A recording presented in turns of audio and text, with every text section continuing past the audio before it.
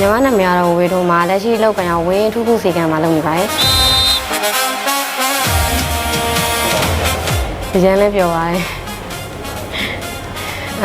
အခုလိုမျိုးရမယ်လို့တော့မထင်တာဘူးပေါ့နော်ဒီတိုင်းပဲဝင်မဲ့ရင်လည်းမပေါက်သွားဆိုတော့လေတကယ်ပြောပြပါတယ်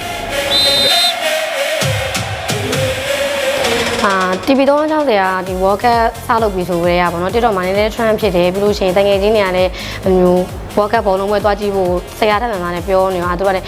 မန့်ပေးရပေါ့နော်ဟိုဒီ link ပေးပြီးတော့မှသွားမှန်းကြီးနေရရင်လည်းရမှာပေါ့ဆိုတဲ့စိတ်နဲ့သွားပြီးမှန်းကြီးနာသိသွားခဲ့တာပါ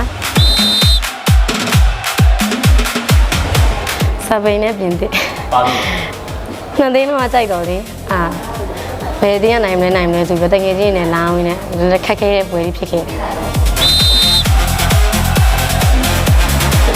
အာဂျင်တီးနားပြည်သက်မက်ဆီကိုကြိုက်တော့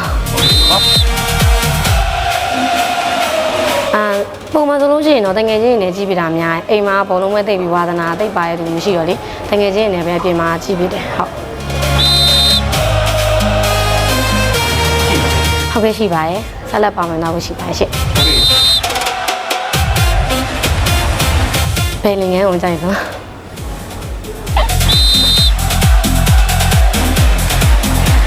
TV 360မှာနောက်နှစ်လဲ၄နှစ်တကြိမ်ကြီးမှာဆိုတော့ဗောနော်ဒီ TV 360ကိုဒီကြည့်ဖို့အကြံပြုပေးချင်ပါတယ်ရှင်ဟုတ်အရင်နဲ့ကောင်းပါရဲ့ပြတူတည်ရတဲ့ကာတွန်ကရောကိုရကရောအကုန်လုံးကြည့်လို့ရတာဆိုတော့ဒီ TV 360 app လေးရှိရင်ဘယ်အချိန်တွေနေရာမျိုးကြည့်လို့ရပါရှင်အားဒီတော့အကြံပြုချင်ပါတယ်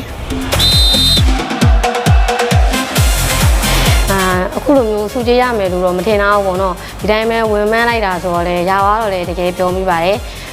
အကုန်လုံးလည်းကျေးဇူးတင်ပါတယ်လို့